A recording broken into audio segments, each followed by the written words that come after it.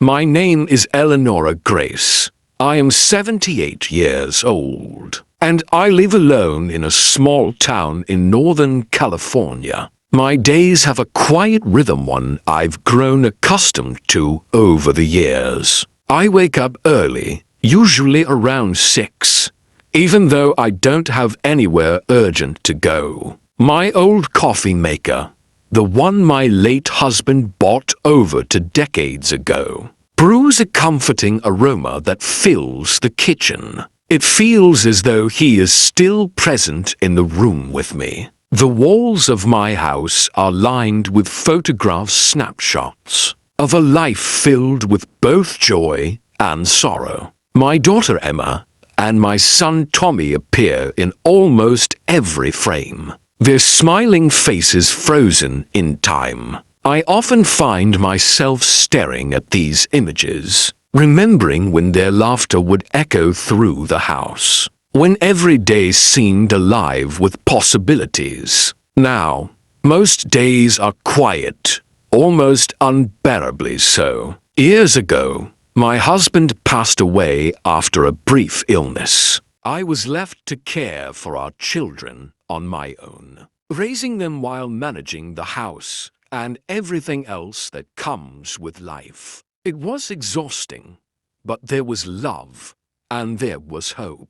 Over time, the children grew up and moved away. Emma now lives in Texas with her family, and Tommy settled in California. Phone calls come sporadically, sometimes months apart. I tell myself it's okay, that life is busy, but there is a part of me that misses the closeness we once had. One day, Emma called me excitedly. Her son, Mason, was about to celebrate his 7th birthday, and she invited me to the small gathering they had planned. My heart lifted at the thought of seeing Mason's bright face, his excitement contagious. I decided I would make the day special in my own way. I dug through my old notebook of recipes, finding Mason's favorite treats from last year: chocolate cake,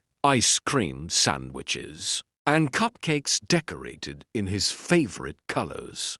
I prepared everything meticulously, hoping he would feel the joy and love I wanted to share. The morning of the party, I woke early and carefully packed the treats. Balloons were inflated, the cake secured, and the house cleaned in anticipation. Mason woke up beaming, rushing to show me his little party preparations. "Grandma," he said, "today is my day. Everyone will be happy." I smiled through the tears that had already formed in my eyes. "Yes, Mason, today is your special day," I said softly. When we arrived at the party, the first wave of guests had not yet arrived. Several friends had RSVP'd, but later sent messages saying they couldn't make it due to travel issues or other commitments.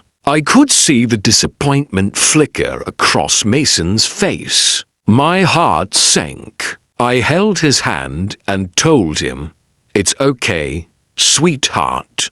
We're here, and we're going to make this day wonderful, no matter what." I tried to focus on the joy of the moment, helping him blow out candles and sing the birthday song. His small smile returned, though it didn't quite reach his eyes. For a while, it felt like the party might be a quiet, lonely affair. Then, slowly, people began arriving. A neighbor who had been late came in with a cheerful apology. Another friend, who had forgotten the invitation, showed up carrying a gift. Soon, the small living room was filled with laughter, voices, and the energy that makes children's parties magical. Mason's face lit up, his earlier sadness forgotten, replaced with genuine happiness. As I watched him laughing and playing with his friends,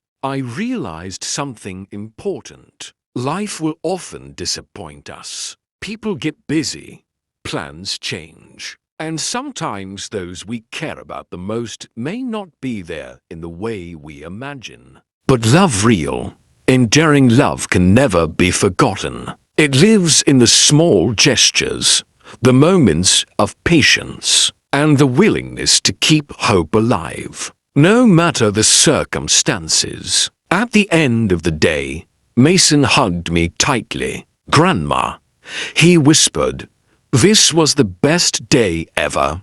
Because you were here." I held him close, feeling a warmth that filled my entire being. "And I will always be here, my love," I said. "Every day, for every joy and every challenge." Even now, as the house grows quiet once more, and I sit by the window watching the evening light fade, I think of that day. Life can be lonely, and moments can pass unnoticed. But it is the care we put into our small actions, the hope we nurture quietly, that shapes the happiness we give to others. I have learned that even in solitude, love is never truly lost, it only waits to be remembered.